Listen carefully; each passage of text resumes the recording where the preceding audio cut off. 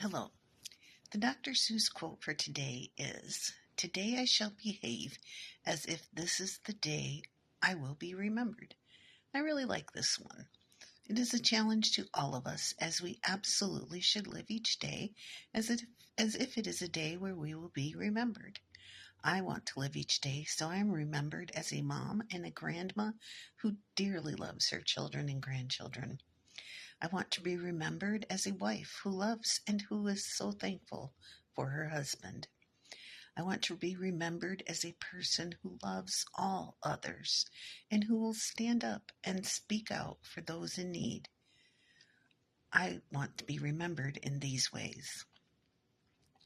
Which brings me to saying something which is important to me.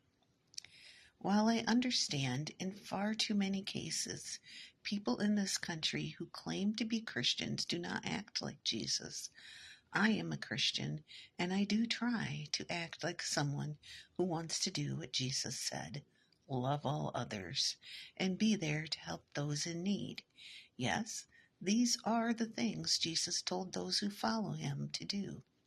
He spoke out forcefully when he was on this earth against religious leaders who burdened people with rules and who took money from them to make themselves rich. But he didn't speak harshly against everyday people. He talked about how he wanted his followers to love all others, help those in need, be there for others, and he did this himself. The first 4 books in the New Testament are filled with accounts of how Jesus healed and helped everyday people. Today, far too many people who call themselves Christians sound nothing at all like Jesus. But there are some who do, such as the Episcopal Bishop of Washington, who directly confronted Trump while he and Vance were in a prayer service after the inauguration, when she said, "Let me make one final plea, Mr. President. Millions have put their trust in you, and as you told the nation yesterday, you have felt the providential, I missed that one, I'm sorry, hand of a loving God. In the name of our God, I ask you to have mercy upon the people in our country who are scared now. There are gay, lesbian, and transgender children in Democratic, Republican, and independent families, some who fear for their lives. The people who pick our crops and clean our office buildings, who labor in poultry farms and meatpacking plants, who wash the dishes after we eat in restaurants and work the night shifts in hospitals. They may not be citizens or have the proper documentation, but the vast majority of immigrants are not criminals. They pay taxes and are good neighbors. I ask you to have mercy, Mr. President, on those in our communities whose children fear their parents will be taken away, and that you help those who are fleeing war zones and persecution in their own lands to find compassion and welcome here.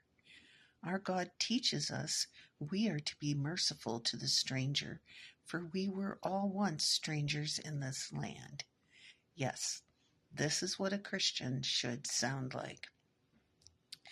I hope you are able to find a church in your area which has people like this in it. I'd recommend trying Methodist, Lutheran, Episcopalian, or Christian Reformed churches. If you find a church which actually does what Jesus said, then you will find people who will love, accept, and stand with and behind you. And at all times, but especially during times like these, we need all the people around us we are able to find.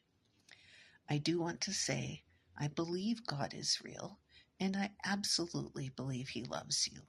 I don't want to push my faith on you, but I do want to try to encourage you with the truth of how very much God loves you, because He absolutely does love you. This faith is something which is able to bring peace to us and help us have the strength we need for each day. I don't talk about this every day. In fact, this is the first time I've done so, because I know in far too many cases this is not the experience you may have with people who call themselves Christians and with churches. But I do want you to know there are some of us who take our faith seriously and who want to truly do what Jesus did and said: love all others. This is what I want to be remembered for, loving all others. So once again today, I want to send you my virtual hug. You matter. You deserve to be loved, and you are loved. I love you. And as I've said today, God loves you too. You make our world a better place. We need you in this world. I hope you have people around you who tell you these things. But if you do not, please let me be someone who does. Yes, these are the things I say every day, but these words are true and will always be so. I hope you have a wonderful day.